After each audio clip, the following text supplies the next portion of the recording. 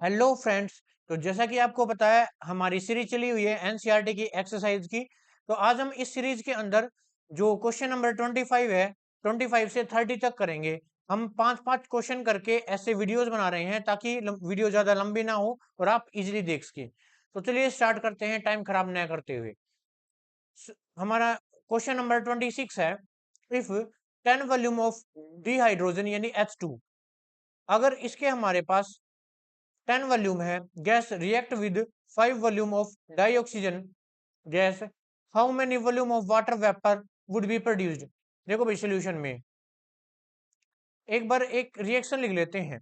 इन्हें बोला है हमारे पास H2 है और वो किसके साथ रिएक्ट कर रहा है, वो O2 के साथ रिएक्ट कर रहा है। और हमारे पास क्या प्रोड्यूस हो रहा है, H2O प्रोड्यूस्ड हो रहा है, यानी वाटर वेपर प्रोड्यूस्ड हो रहा है। तो हम इसको क्या करते हैं, बैलेंस कर लेते हैं। तो यहाँ पर हमारे पास 2 आ जाएगा और यहाँ पर हमारे पास क्या आ जाएगा, 2 आ जाएगा। ये एक बैलेंस केमिकल इक्वेशन है।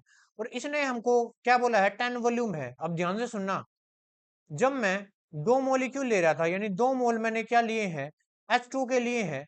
तो मेरे और 1 मोल किसका लिया मैंने, O2 का। जब मैं 2 मोल H2 के लिए हैं तो 1 मोल किसका ले रहा हूं मैं, 1 मोल O2 का ले रहा हूं। और प्रोड्यूस कितने मोल हो रहे हैं, 2 मोल किसके प्रोड्यूस हो रहे हैं, H2O के प्रोड्यूस हो रहे हैं। और यहाँ पर बोला क्या गया है, अगर हम 10 वॉल्यूम किसके लेंगे, डाई यानी H2 के लेंगे, तो 5 मोल किसके लगेंगे हमारे पास, O2 के लगेंगे। हमारे पास 10 वॉल्यूम ही किसके प्रोड्यूस्ड होंगे बताओ, H2O के प्रोड्यूस्ड होंगे। तो इसका आंसर हमारे पास आएगा 10 वॉल्यूम। ठीक है, कितना आएगा भाई, 10 वॉल्यूम्स। नेक्स्ट दे लेते हैं, convert the following into basic unit. इनको बेसिक यूनिट के अंदर कन्वर्ट करना है। सबसे पहला सोल्यूशन देख लेते हैं। सबसे पहला अपने पास 28.7 पिकोमीटर है भाई, पिकोमीटर है। पिकोमीटर हम सबको पता है क्या होता है, 1 picometre is equal to 10⁻⁻12 metre के बराबर होता है। ठीक है, और अगर हम इस नंबर को साइंटिफिक नोटेशन के अंदर लिखें तो क्या होगा, अगर हम इसको साइंटिफिक नोटेशन के अंदर लिखे, बताओ क्या होगा, बताओ 2.87 मल्टीप्लाई 10⁻⁻1। क्योंकि एक पॉइंट जो एक डेसिमल डिजिट के इस तरफ हमने इस पॉइंट को खिसका दिया है। ठीक है, तो इसलिए 10⁻1 आया है। अगर इस तरफ ले जाते तो हमारे पास -1 आता। तो इन दोनों की क्या करो, मल्टीप्लाई करो, क्या हो जाएगा, 2.87 मल्टीप्लाई 10⁻1 मल्टीप्लाई हमारे पास 10⁻⁻12 भी था, है ना, ये था। तो इन दोनों बेस सेम है तो पावर ऐड हो जाएंगी। तो हमारे पास आंसर क्या आ जाएगा, 2.87 मल्टीप्लाई 10⁻⁻11 मीटर आ जाएगा। ये इसका आंसर आ गया। ठीक है, ये इसका आंसर आ गया, ये इसकी बेसिक यूनिट आ गई। तो ये था हमारे पास फर्स्ट पार्ट का आंसर। सेकंड का देख लेते हैं।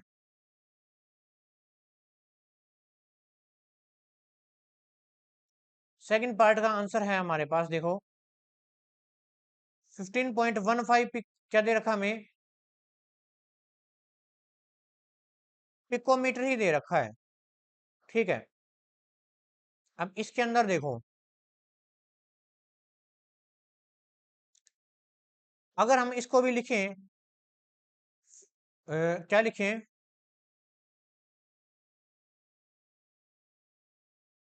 1.515।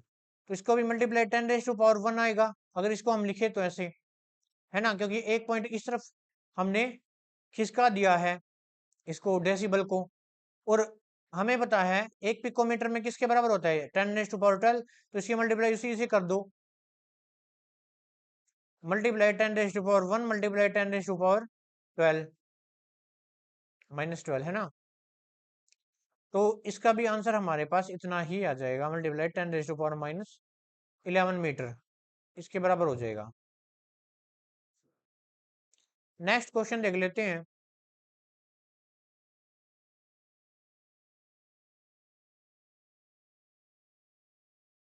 क्वेश्चन नंबर 3 है हमारे पास,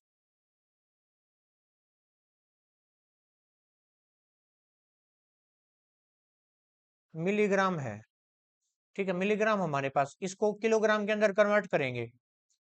तो सबसे पहले देखो, 1 मिलीग्राम के अंदर कितने ग्राम होते हैं हम डायरेक्टली कन्वर्ट नहीं कर सकते, 10⁻³ ग्राम होते हैं। और 1 ग्राम के अंदर कितने किलोग्राम होते हैं, 10⁻³ किलोग्राम, है ना, क्योंकि 1 किलोग्राम इज इक्वल टू 10,000 ग्राम लिख सकते हैं ना, इसलिए उसका उल्टा लिख दिया ये।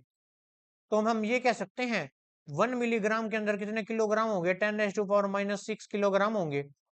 तो इसकी मल्टीप्लाई उसी से कर दो, 253 मल्टीप्लाई 10⁻⁻6 किलोग्राम आ गया। लेकिन हमें पॉइंट भी तो लगाना है, तो यहाँ पे पॉइंट लगा दिया, मल्टीप्लाई 10 और पॉइंट के नाम का जो पॉइंट है कितने डिजिट इस तरफ लगाई है, 1 2 3 4, तो यहाँ पे 4 आ जाएगा। मल्टीप्लाई 10⁻⁻6 पहले ही था हमारे पास, तो इसका आंसर मैं इस तरफ लिख देता हूँ, इस तरफ आपको दिख नहीं रहा होगा, देखो इस तरफ इसका आंसर आएगा, यहाँ पे -2 आ जाएगा जब इन दोनों को सोल्व करेंगे तो 2.5365 मल्टीप्लाई 10⁻⁻2, ठीक है, किलोग्राम। तो ये इसका आंसर आ जाएगा। तो ये ऐसे सोल्व करना है इसको। नेक्स्ट देख लेते हैं, which one of the following will have the largest number of atom, इनके अंदर से लार्जेस्ट नंबर ऑफ एटम सबसे ज्यादा किसके अंदर है वो हमें फाइंड आउट करना है। तो देख लेते हैं, देखो भाई इसका पहला पार्ट देख लेते हैं, सोल्यूशन कर लेते हैं। अपने पास क्या है, 1 ग्राम गोल्ड है, उसके अंदर कितने एटम होंगे ये पूछ रहा है ये। सबसे पहले देखो हम 1 मोल लेके चलते हैं, 1 मोल यानी 1 मोल में कितने ग्राम गोल्ड होगा, जितना उसका एटॉमिक मास होगा। और गोल्ड का एटॉमिक मास हमें पता है 197 ग्राम होता है, ठीक है, यानी 197 ग्राम के अंदर कितने जो एटम होंगे वो कितने होंगे, 6.022 मल्टीप्लाई 10⁻23 एटम्स होंगे, है ना, इतने एटम्स होंगे, यानी इतने ग्राम एयू के अंदर यानी गोल्ड के अंदर इतने एटम्स होंगे। तो 1 ग्राम के अंदर कितने होंगे बताओ, तो उससे उसकी मल्टीप्लाई कर देंगे ना, तो 6.022 मल्टीप्लाई 10⁻23 मल्टीप्लाई 1 बाय में जो इसका एटॉमिक मास है वो कर देंगे। और जब इसको सोल्व करेंगे तो हमारे पास आंसर आएगा, मैथमेटिकल पोर्शन में नहीं करा रहा हूँ, 3.06 मल्टीप्लाई 10⁻21 एटम आएगा। ऐसे ही अगर हम किसका करें, सेकंड पार्ट करें, ये तो था फर्स्ट पार्ट, सेकंड पार्ट करें, 1 ग्राम सोडियम के अंदर पूछ रहा है ये, अगर हम इसका atomic mass unit atomic mass लेके चले यानी 23 ग्राम, 23 ग्राम सोडियम के अंदर कितने एटम्स होंगे, जितना एवोगैड्रो नंबर होगा 10⁻23 एटम्स होंगे। और 1 ग्राम के अंदर कितने होंगे, तो 6.022 मल्टीप्लाई 10⁻23 मल्टीप्लाई 1 बाई में 23। जब इसको सोल्व करेंगे तो आपके पास आंसर आ जाएगा 2.62 मल्टीप्लाई 10⁻22 एटम आ जाएंगे। वैसे ही अगर हम इसका थर्ड पार्ट लेके चलें लिथियम का, तो इसको भी ऐसे सोल्व करेंगे, कैसे, लिथियम का एटॉमिक मास कितना होता है 7 ग्राम के अंदर 7 ग्राम लिथियम के अंदर कितने एटम्स होंगे, 6.022 मल्टीप्लाई 10⁻23। और 1 ग्राम के अंदर कितने प्रेजेंट होंगे, तो वही उसका मल्टीप्लाई कर दो 10⁻23 मल्टीप्लाई 1 बाई में 7, इसका आंसर आ जाएगा हमारे पास 8.60 मल्टीप्लाई 10⁻23। और अगर हम Cl2 की बात लेकर चलें, Cl2 यहां पर कर देते हैं फोर्थ पार्ट, Cl2 का होता है 23 होता है ना इसका, देखो भाई इसका जो क्लोरीन है ना इसका 35 पॉइंट कुछ होता है, अप्रोक्स होता है, ठीक है। तो अगर Cl2 दे रखा है यहाँ पे 2 Cl दे रखे हैं तो इसका 71 हो जाएगा। तो अगर हम 71 ग्राम के अंदर लेके चलें तो वो भी 6.022 मल्टीप्लाई 10⁻23 हो जाएगा। लेकिन हमें यहाँ पे Cl2 दे रखा है, अकेला Cl नहीं है, तो 2 से इसकी मल्टीप्लाई करेंगे अगर 1 ग्राम के अंदर निकालेंगे तो 2 मल्टीप्लाई 6.0 टू 2 मल्टीप्लाई 10⁻23 1 बाई में 71। और जब इसका सोल्व करेंगे तो हमारे पास आंसर आ जाएगा इतना। ठीक है, ये आंसर आएगा। तो इनमें से देख लो सबसे ज्यादा एटम किसके, इसके अंदर है, इसके अंदर है, या इसके अंदर है? तो सबसे ज्यादा इसके अंदर है, तो लिथियम इसका ये आंसर आएगा थर्ड। सबसे ज्यादा एटम इसके अंदर, थर्ड वाले के अंदर है। ठीक है, इसका देख लेते हैं। Calculate the molarity of a solution of ethanol in water in which the mole fraction of ethanol. Solution के अंदर देख लेते हैं। हमें मोल फ्रैक्शन दे रखा है इथेनॉल का, हमने बी मान लिया वो क्या है, सल्यूट यानी इथेनॉल। ए मान लिया वो है हमारे पास solvent.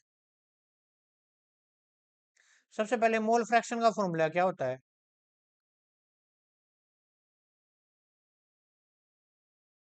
Mole fraction of solute x B, number of mole of B by में number of mole of A plus number of mole of B. अगर हम यहाँ पर वाटर को 1000 ग्राम कंसीडर करके चलेंगे, ठीक है, लेट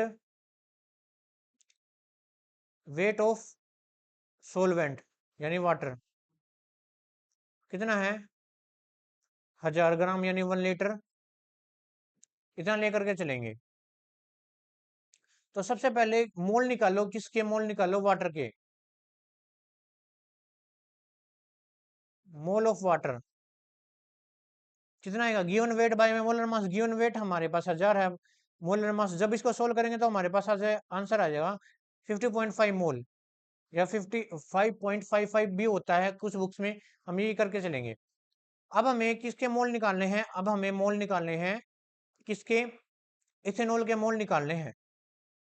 तो फॉर्मूला हमारे पास ये है, मोल फ्रैक्शन इन्होंने ये दे रखा है।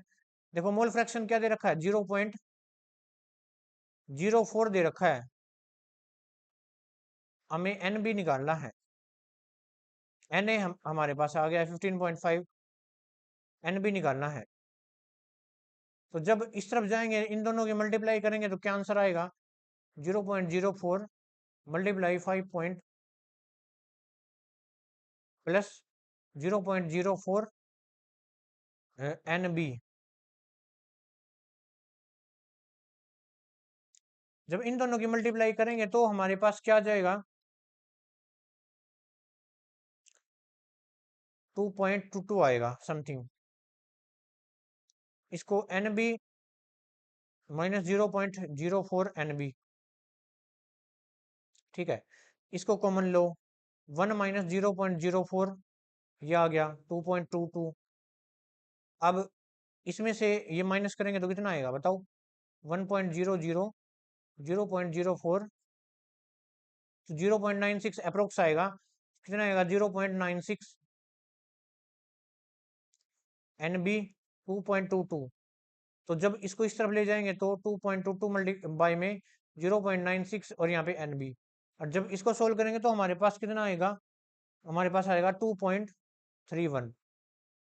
ये क्या आ गया, ये क्या आया है, 2.31 क्या आया हमारे पास, number of mole of ethanol. Ethanol के मोल आए हैं। अब हमें मोलैरिटी निकालनी है, मैं यहाँ पर लिख देता हूँ मोलैरिटी।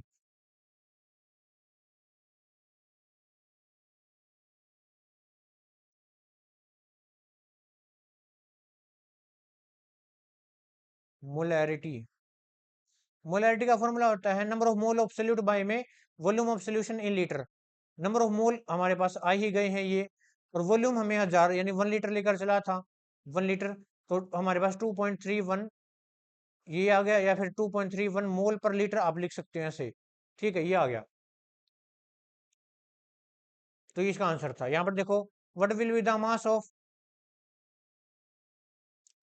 अब देखो 6.022 मल्टीप्लाई 10⁻23 एटम का मास, कार्बन के इतने एटम का मास कितना हो जाएगा, 12 ग्राम हो जाएगा। तो एक एटम का मास कितना हुआ, इन्होंने एक एटम का पूछ रखा है, तो कितना हो जाएगा बताओ, 12 बाई में 6.022 मल्टीप्लाई 10⁻23 और मल्टीप्लाई यहाँ पे अगर 1 करो तो कर सकते हो। नहीं तो कोई दिक्कत नहीं है। और यहाँ पर जब इसको सोल्व करेंगे तो हमारे पास आंसर आ जाएगा 1.993 मल्टीप्लाई 10⁻⁻23, क्योंकि ये ऊपर जाएगा ना, यहाँ पर हमारे पास आ जाएगा किलोग्राम, ठीक, ग्राम आएगा, ग्राम के अंदर है। तो ये हमारे पास इसका आंसर आ गया। तो ये था हमारे पास लास्ट क्वेश्चन इस यूनिट का। बाकी वीडियो के अंदर क्वेश्चन नंबर 31 से लेकर 35 तक करेंगे। तब तक के लिए थैंक यू।